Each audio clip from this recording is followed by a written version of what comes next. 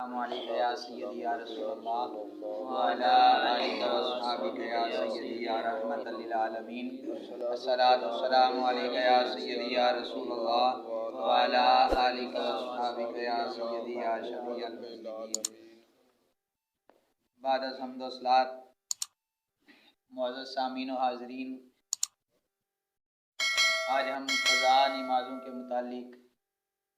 چند چیزیں پڑھنے کی کوشش کریں گے۔ اللہ تعالیٰ نے دین اسلام کو ہم پر بہت زیادہ آسان فرمایا ہے، دین اسلام کے احکامات کو بہت زیادہ آسان فرمایا ہے، اور حضور علیہ السلام کی صورت میں ہمیں دین اسلام عطا فرمایا، اور پھر آپ سے ایسے احکامات اور ایسے معاملات کروائے کہ آپ نے زندگی میں کیے اور ہمارے لیے سبق بن گیا۔ آپ نے اپنی زندگی کے اندر ایسے معاملات سر انجام دیے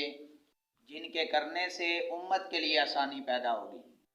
ایسے معاملات ہیں، اگر حضور علیہ السلام سے زندگی بھر نماز قضا نہ ہوتی تو یہ بھی امت کے لیے مشکل بن جانی تھی، لیکن حضور علیہ السلام سے ایسے معاملات ہوئے۔ غزوہ خندق کے موقع پر ظہر، عصر اور مغرب کی نماز حضور علیہ السلام سے قضا ہوئی، پھر آپ نے ان کو بعد میں ادا فرمایا، اور غزوہ خندق کے موقع پر حضور علیہ السلام نے ان کفار کے لیے بد دعا بھی فرمائی کہ اے اللہ، جن کی وجہ سے ہماری نمازیں قضا ہوئی ہیں، ان کے گھروں کو اور ان کے پیٹوں کو اور ان کی قبروں کو آگ سے بھر دے۔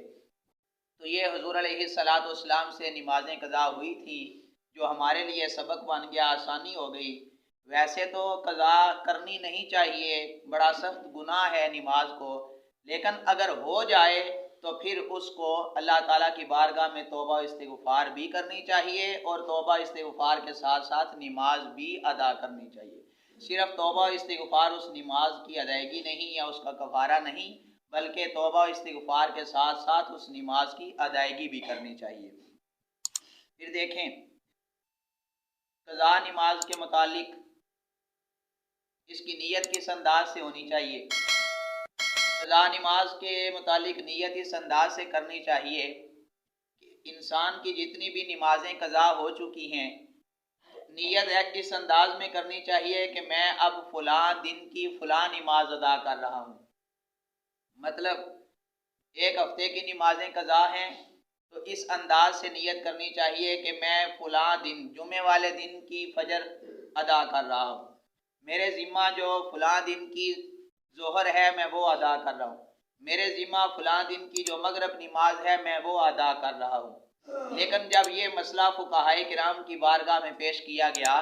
کہ بھائی یہ تو ٹھیک ہے کہ نمازیں اگر قضا ہو جائیں تو ان کی نیت اس انداز میں کرنی چاہیے جب پڑھنی ہے کہ میں فلاں دن کی نماز ادا کرنے لگا ہوں، فلاں دن کی ادا کرنے لگا ہوں، لیکن بھائی کوئی ایسے بندے بھی ہیں جن کی سال ہر سال سے نمازیں قضا ہیں، وہ بیچارے پھر کیا کریں گے؟ ان کو تو پتہ بھی نہیں کہ مجھ سے کون سے دن کی، کون سی تاریخ کی کون سی نماز قضا ہوئی ہے، تو پھر وہ بیچارے کیا کریں؟ تو ان کا بھی بہت زیادہ آسان اور سمپل سا حل فقہائے کرام نے بیان فرمایا، اور وہ یہ ہے،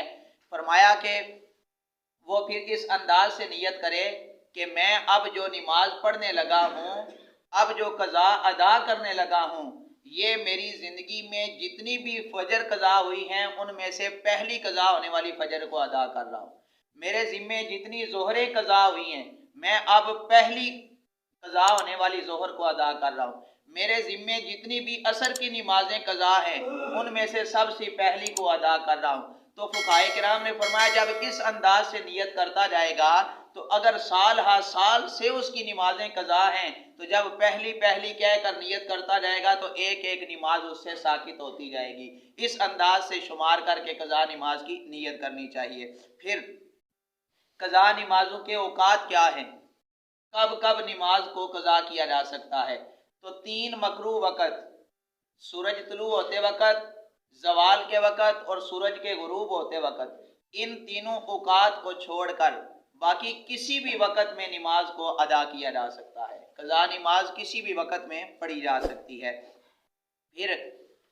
قضا نماز اور فرضی نماز کے اندر ترتیب لازم ہے۔